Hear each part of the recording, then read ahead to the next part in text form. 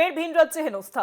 এবার তালিকা থেকে নাম বাদ, ভোটার তালিকা থেকে সপরিবারের নাম বাদ জামালপুরের বাসিন্দা পলাশ অধিকারী বেঙ্গালুরুতে বাংলাদেশি তকমা দিয়ে গ্রেপ্তার হয়েছিলেন। বাংলাদেশি তকমা দিয়ে গ্রেপ্তার, বাংলায় কথা বলার জন্য ফের ভিন রাজ্যে হেনস্থা। আর এবার তালিকা থেকেও নাম বাদ দেওয়া হয়েছে, ভোটার তালিকা থেকে সপরিবারের নাম ডিলিটেড। ব্যাঙ্গালোরে যে কেসটা ছিল, কি কেস হয়েছিল একটু বলুন ছোট করে। আমি ফরেনার একটা আমার কেস হয়েছিল, আমি বাংলাদেশি বলে। তারপর থেকে তো বহুত তা থেকে আপনাকে গ্রেফতার করেছিল? হ্যাঁ, আমাকে গ্রেফতার করেছিল। আর কাকে?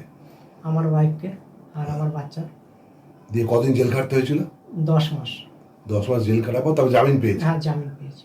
বিপদ পিছু ছাড়ছে না জামালপুরের জোগ্রামের পলাশ অধিকারী ও তার পরিবারের। ব্যাঙ্গালোরে গিয়েছিলেন কাজ করতে।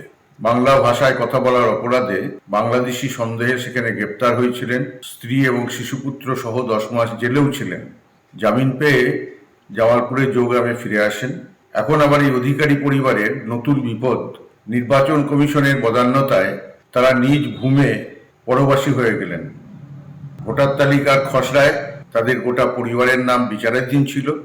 সাপ্লিমেন্টারি প্রকাশ হওয়ার পর দেখা যাচ্ছে ডিলিটেড হয়ে গেছে। যদি কোনো পুলিশ অফিসার অন্যায়ভাবে এদের কাছে করে থাকে, আমি তাদের পাশে দাঁড়াবো, আপনাদের মধ্যে এই বার্তা দিতে যাচ্ছি। এবং তারা ইমিডিয়েট সিএতে অ্যাপ্লাই করুন, আমাদের লোকরা আছে এবং তাদের সমস্ত ভোটার লিস্টে এই ধরনের